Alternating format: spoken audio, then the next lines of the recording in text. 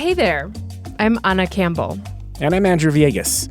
We both work as editors on Quién Are We. We are just two of the many people who help make this show. And we want Quién Are We to be a place to hear stories of Latino joy. It's the kind of show we always wanted to hear in our podcast feeds. So our team here at Colorado Public Radio made that show for you. If you care about these kinds of stories, there's an easy thing you can do to help. Take a moment and tell two friends about the show. That's it. Tell a friend or two. Thanks for listening and for helping to spread the word about Quién Are We.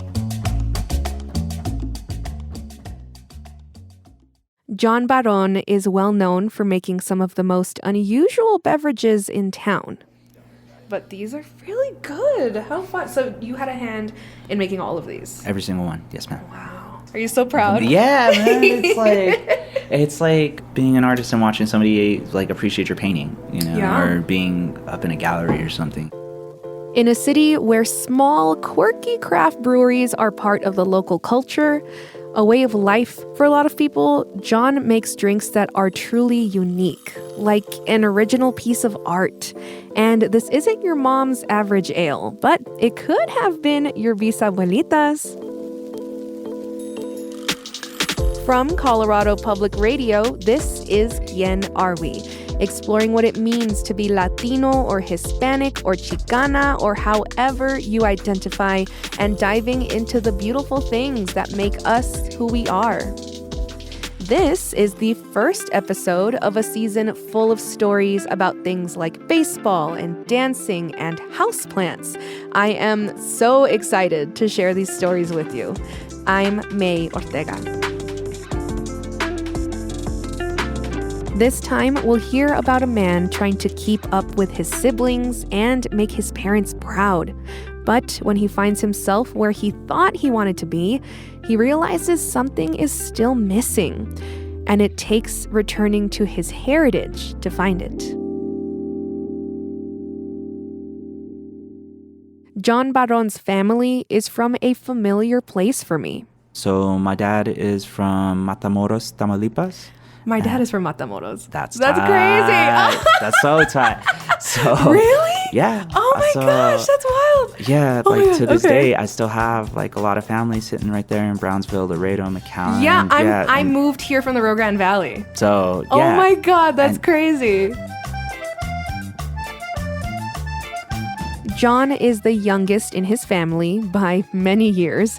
His sister and brother are 13 and 8 years older than him. Jon's parents migrated from the Rio Grande Valley through the Midwest and eventually put down roots in Denver. And that is where we both live now. Señor y Señora Barón always encourage their kids to be ambitious and pursue their passions. As a kid, Jon watched his siblings take that encouragement to heart through their careers. My sister is the Associate Dean of Inclusion for Metro State University. What blows my mind is that, like, my sister always gives me grief and tells me that I ride her coattail of her being a doctor. And she set that bar high, and I seen all that and was there for it. And outside of her, we have my brother. He's with a group called Stay Tuned. He goes by Main Rock. He's been performing in Denver that I know of since 2001, 2002. Damn, almost 20 years. Yeah, like I trip out and see like all these walls covered with posters and concert tickets of things that he's done and people that he's introduced me to, and like I've watched him headline and perform with some of like my favorite acts. An associate dean at a university, a local hip-hop star, and Jon, the baby of the family.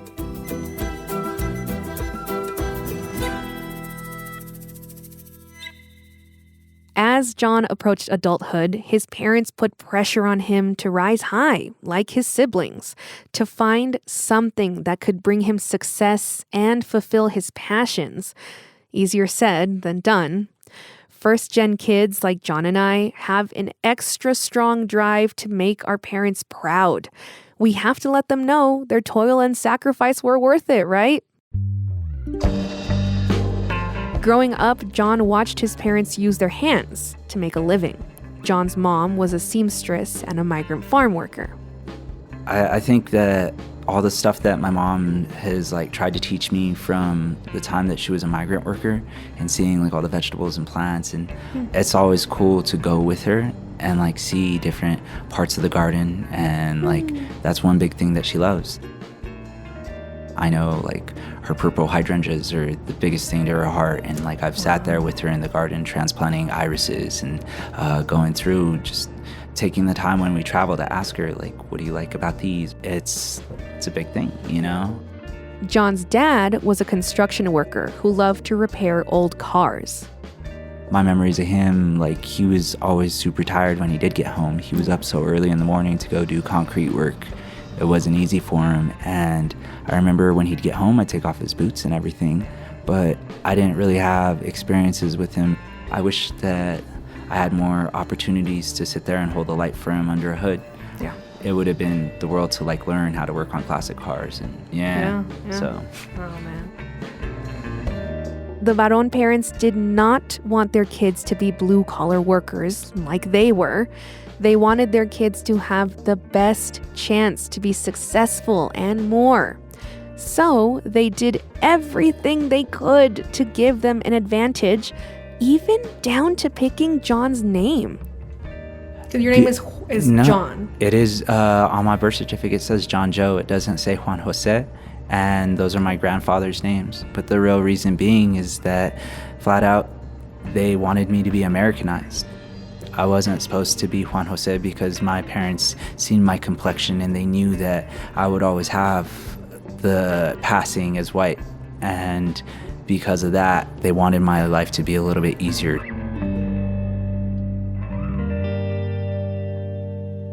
After graduating from high school, Jon wanted to make something of himself, just like his siblings. So he went to college, but he hadn't figured out a passion to pursue. And paying to learn something you might not even like is rough. So, to his parents' disappointment, Jon decided to drop out of college. He wasn't sure what to do next, so he leaned into the work that had paid his bills over the last few months. I pulled out of college and I knew I was working in kitchens at the time. And I loved working in kitchens, whether it was just food running or being a bar back.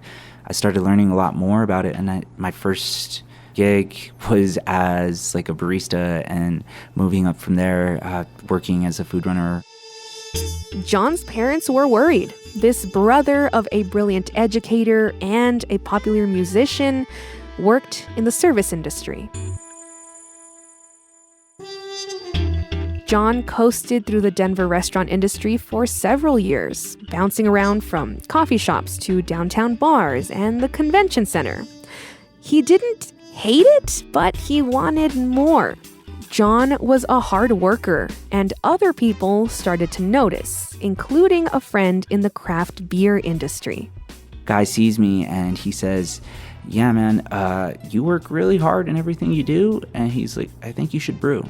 And I say, I really wish I could get into that, but that sounds like something I need a degree for. I don't know that I could just be jumping into classes right now. He's literally got my hands full too. Yeah, And he's just like, okay, dude. He's like, but I think you'd enjoy it.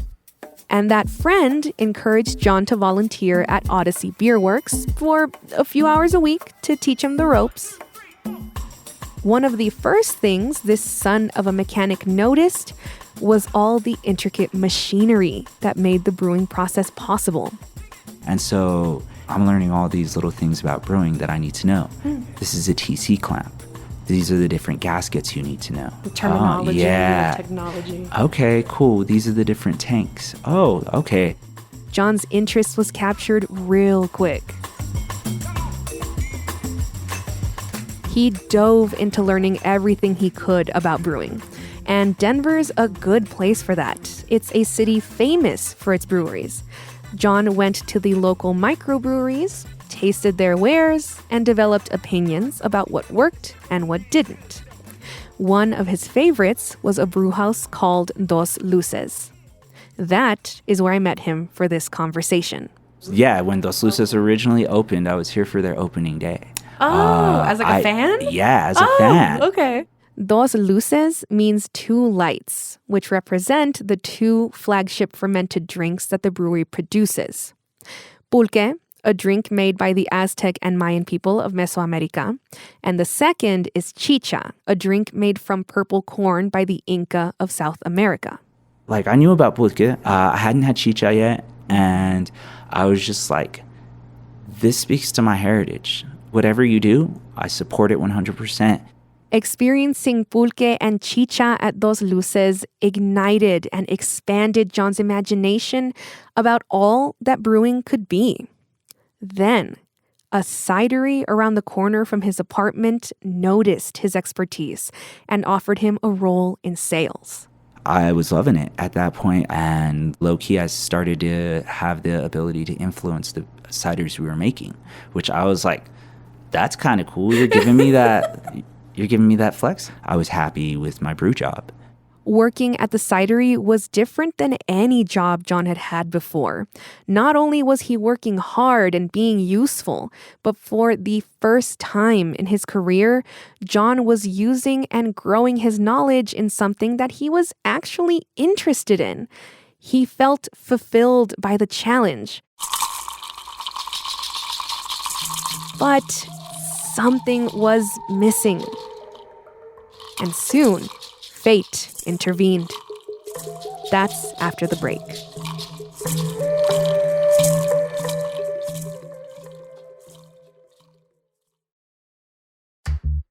Hey, my name's Luis Antonio Perez. I'm the lead producer of Quién Are We. I'm just one of many people who help make this podcast. Representation is something that's extremely important to me, especially as a Latino creator. It's part of our shared mission in creating this show. You can help our mission by just taking a moment to give Quién Are We a rating or review on whatever podcast app you use.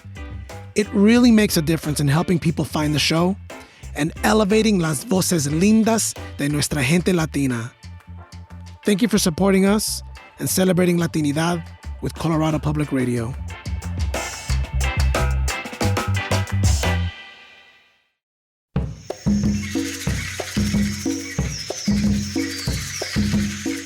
After almost 2 years at the cidery, Jon Barón had become confident in his knowledge of brewing. And then came the news. They ended up buying a orchard in southern Colorado. Penrose is super far. And so it was like, Andy, I love you. I really, really love you, but I cannot go out to Penrose like that. And it sucks. And by super far, he means 100 miles away. In a snap, Jon's blossoming career in fermented drinks went flat. Jon still had bills to pay, so he went back into working in restaurants. And not long after that, the COVID-19 pandemic hit. The restaurant industry in particular cut 2.5 million jobs. Jon was out of work and had no prospects. He almost lost everything. I was so just in shock and awe. If I hadn't had some sort of savings, I probably would have lost my apartment.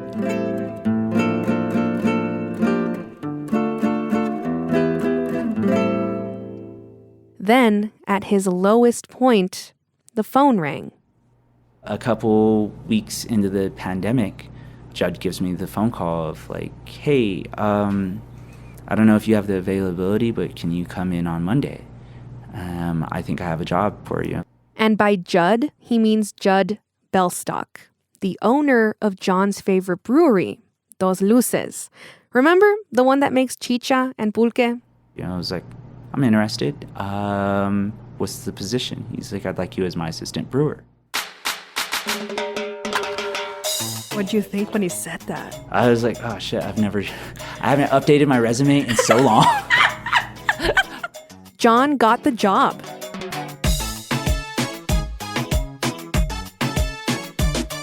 And now, 2 years later, he welcomes me to the Dos Luces tap room as a brewer.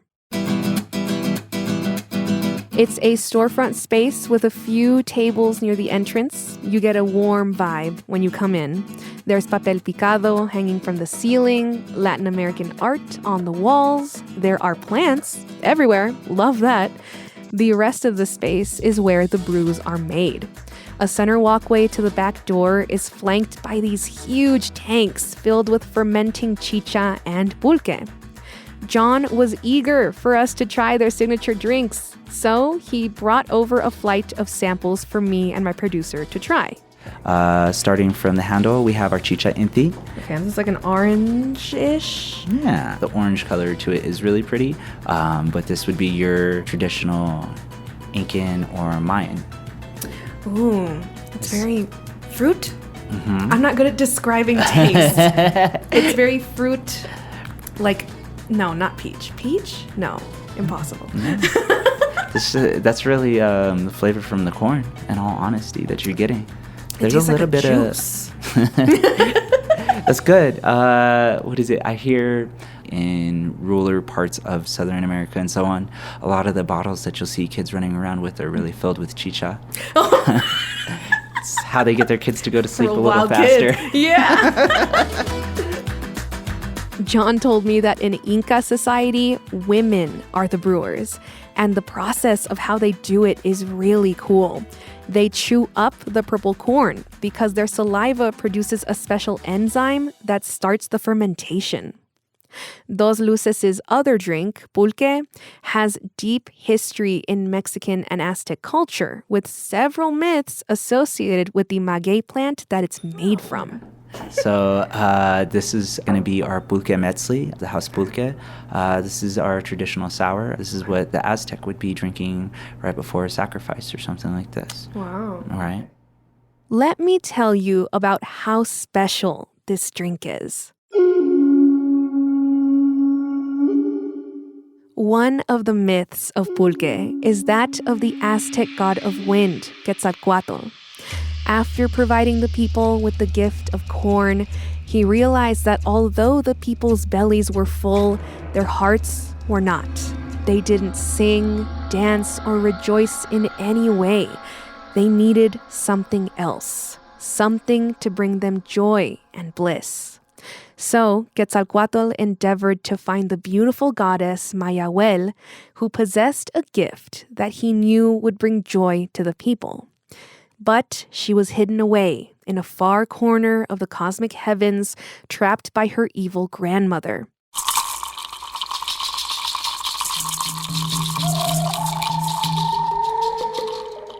Mayahuel longed for passion, romance, and for rescue. The wind god converted himself into a feathered serpent and flew up into the heavens in search of Mayahuel. When he finally found her, she agreed to escape with him and share with her people the gift of the maguey plant. Its leaves were used to create paper and dressings for wounds. The fibers used to create carpet and hammocks. And from the sap, del corazón de Mayahuel, they created pulque.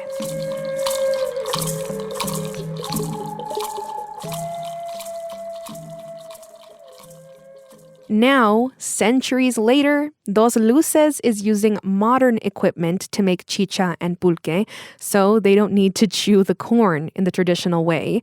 Rest easy, there is no spit in your beer. But understanding how to recreate those ancient techniques and finding ways to tweak the tastes for modern palates is part of what Jon loves about his work. Just to give you kind of a rundown of what it is. The first vessel that you'll see over here is going to be our HLT, which stands for hot liquor tank.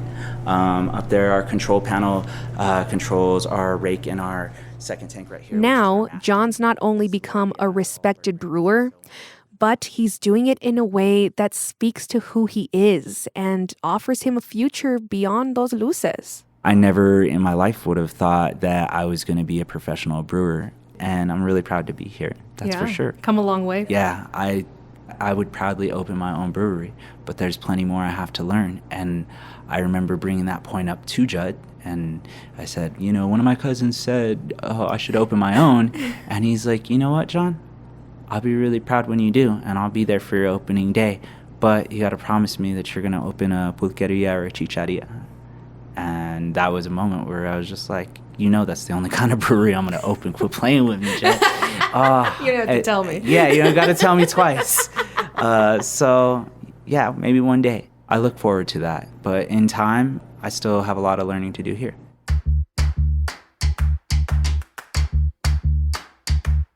Finally, Jon's found what was missing at the cidery and all the jobs before that, a way to connect to his heritage. It's transcended into other parts of his life. Today, Jon insists that people pronounce his last name the traditional way, despite his parents' attempts to anglicize it.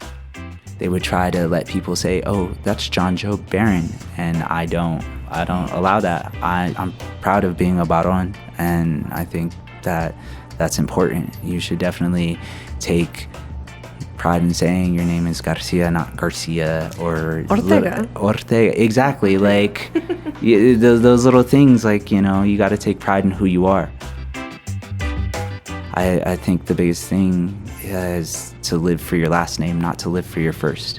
I don't care that people remember that I'm a brewer or anything, but I care that my family members are going to be as strong as I am, to find pride in their last name. And hopefully it continues.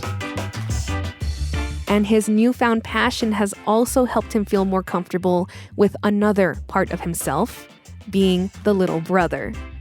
I like it because we all created our own paths. I was always the mischievous one, and so helping make a beer called Travesura. Or, nice! I love that. Little things like that. Yeah. It's like, maybe I was a little mischievous in my lifetime, but look at what came out of it, and you can still be a professional, and you can still do all these things that are, important to the community. What else can you tell me about how your parents feel about what you do now? Oh, it's great. The moments where my dad just looks at me and he'll hold my shoulders and be proud, mira mi pulquero. I'm like, huh? Oh! Yeah, what up?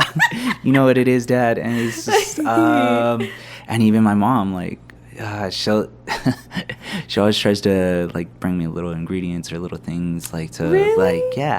Mijo, try this. You need to eat these more. You need to add more fruits in your beers or something. I love that she's just, classic Latino mom. She wants to have her influence in anything that has flavor. Yeah. So, behind every Chicano is his mom trying to tell him how he can be better. I'm not going to lie, Bob. You're probably right. But I'm going to try it like that. Jon Barón is the assistant brewer at Dos Luces in Denver, where he makes traditional Aztec, Mayan, and Incan drinks distilled with centuries of myth and meaning. He also works with the nonprofit Canned Aid, building skateboards for underserved youth.